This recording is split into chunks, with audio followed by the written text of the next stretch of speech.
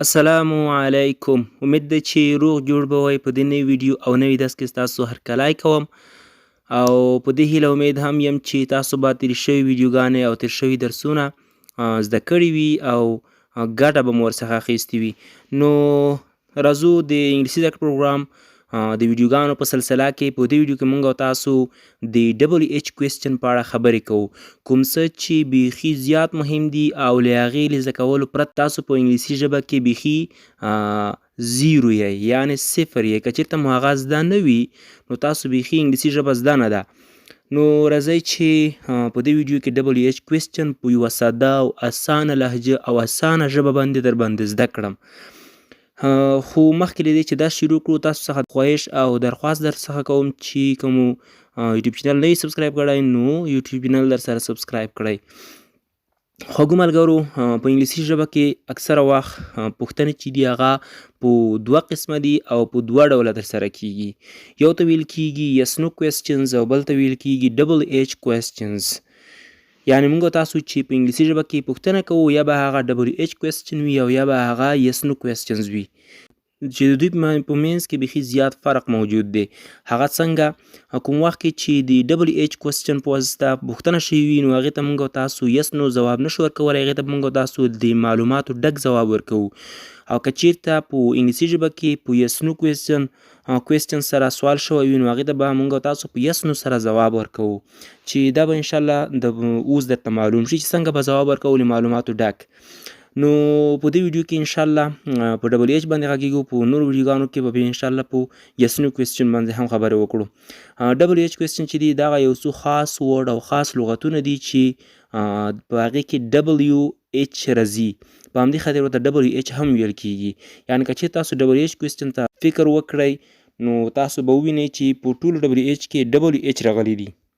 په WHquestion کې یو ورډ چې دی هغه وټ دی، یا یو WHquestion چې دی هغه وټ دی چې د یو شي په اړه موږ تاسو د هغې په اړه په هغې باندې پوښتنه کوو.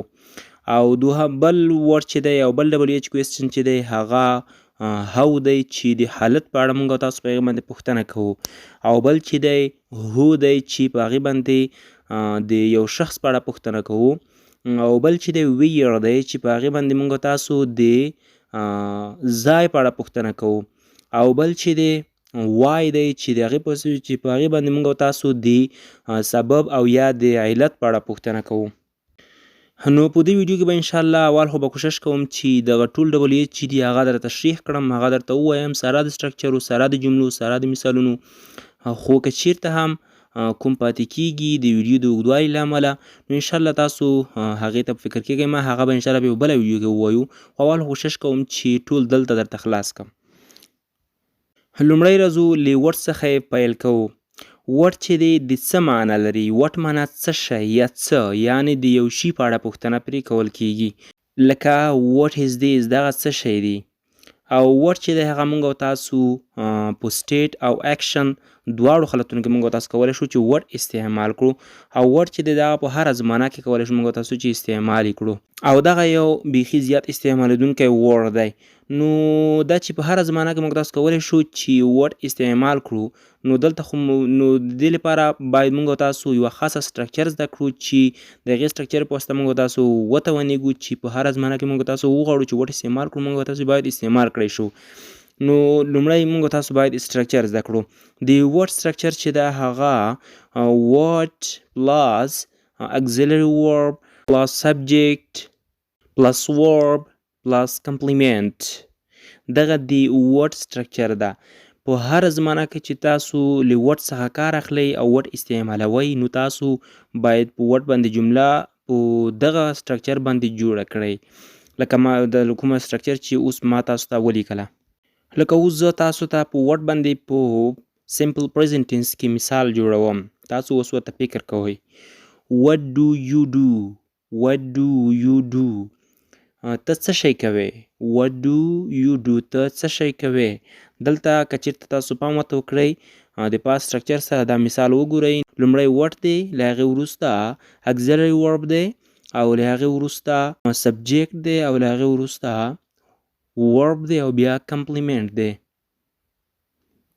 چې عین شان د پسنۍ سټرکچر څخه دغه جمله راایستل شوې ده. او لکه ما چې تاسو ته مخکې دا خبره در یاده کړه چې دا په تقریبا په هره زمانه کې د استعمال وړ دی، نو دا خو په پریزنټ ټینس کې وه، راځئ اوس یې درته په پاست ټینس کې هم استعمال کړم.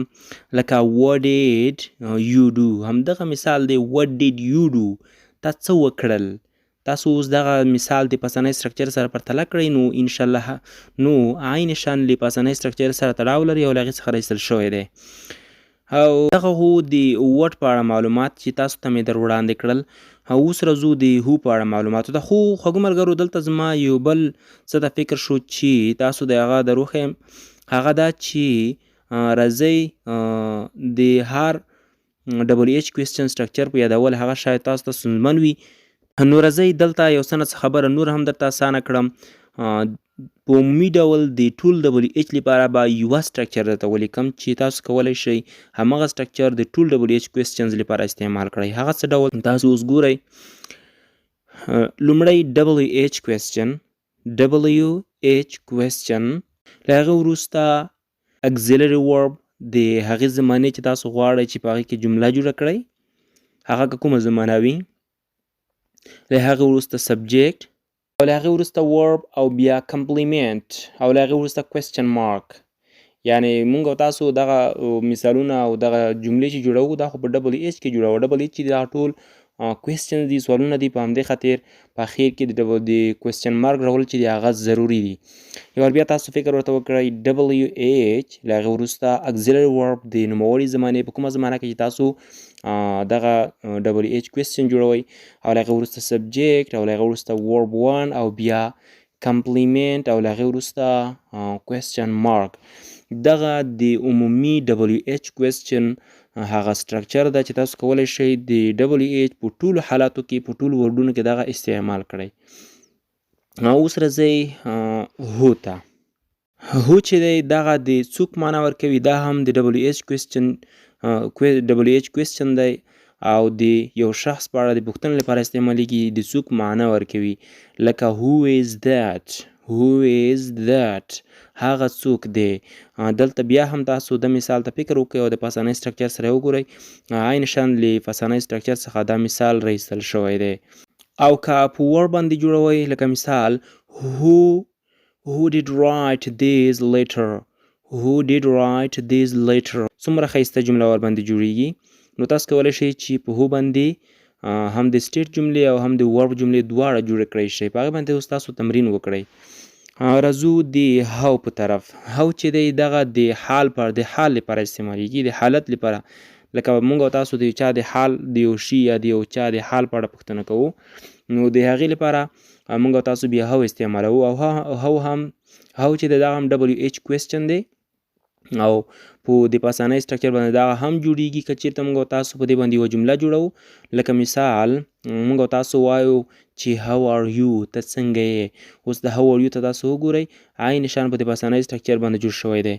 یا مثال مونږ او تاسو وایو چې how do you go to school، ته ښوونځي ته څه ډول ځې. how do you go to school، ته ښوونځي ته څنګه ځې یا څه ډول ځې. که چېرته تاسو مثالونو ته وګورئ، مثالونه عین شان د پاسنۍ سټرکچر څخه جوړ شوي دي او د هغې په مرسته جوړ شوي دي.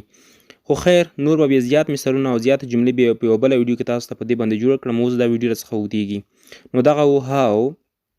راځو د وای په لوري. وای چې دی دغه د ولې معنا ورکوي. وای معنا ولې، او د علت لپاره استعمالیږي چې مونږ او تاسو د یو شي د ریزن او یا د علت په اړه مونږ او تاسو پوښتنه کوو، نو بیا وای استعمالوو. دا هم WHquestion ورډ دی او د دې استعمال هم په پاسنۍ سټرکچر سره کیږي او په هره زمانه کې دا مونږ او تاسو استعمالولی شو. لکه مثال why did you come here، ته ولې دلته راغلې. نو اوس تاسو دغه جمله د پاسنۍ سټرکچر سره وګورئ، نو بالکل له همغه سټرکچر څخه جوړه شوې ده. why WHquestion، او له هغې وروسته did auxiliary verb، او له هغې وروسته subject، او بیا verb 1 او بیا complement. نو دغه وه د وای په اړه معلومات. اوس راځو د ویر په لوري. ویر چې دی په دې باندې دغه هم WHquestion دی او په دې باندې مونږ او تاسو د یو ځای په اړه پوښتنه کوو او د چیرته معنا ورکوي. ویر معنا چیرته، لکه پښتو کې مونږ او تاسو چیرته وایو.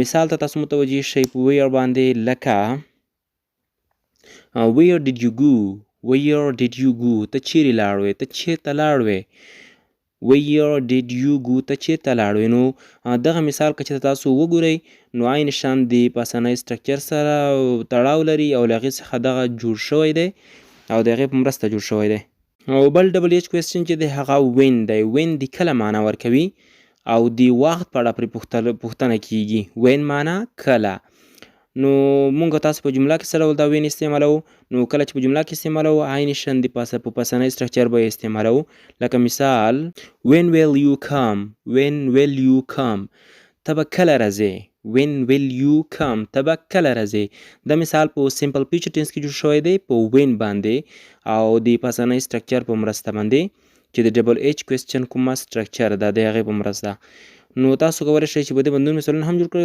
او بله خبره دا که چېرته وخت در سره پیدا شو نو زه به انشاءالله دلته خو زر پرې وغږېدو په دې هر WH باندې زه ځان ته ویډیو درته جوړوم او په ځان د ویډیو کې به زه تشریحوم تاسو ښه ورباندې پوه شئ نو دغه یو څو مهم او ضروري WH questions چې ما تاسو ته در وړاندې کړل خدای دې وکړي تاسو ورباندې پوه شوي وئ نو دغه ویډیو نورو دوستانو سره هم شیر کړئ تر څو هغه هم یو څه ورڅخه زده کړي ډیره مهمه او ضروري ویډیو ده بیا خاصتا د انګلیسي د زده کړې لپاره او ویډیو در سره لایک هم کړئ نو زه دلته در څخه رخصت غواړم ماته اجازه راکړئ تاسو الله امان شه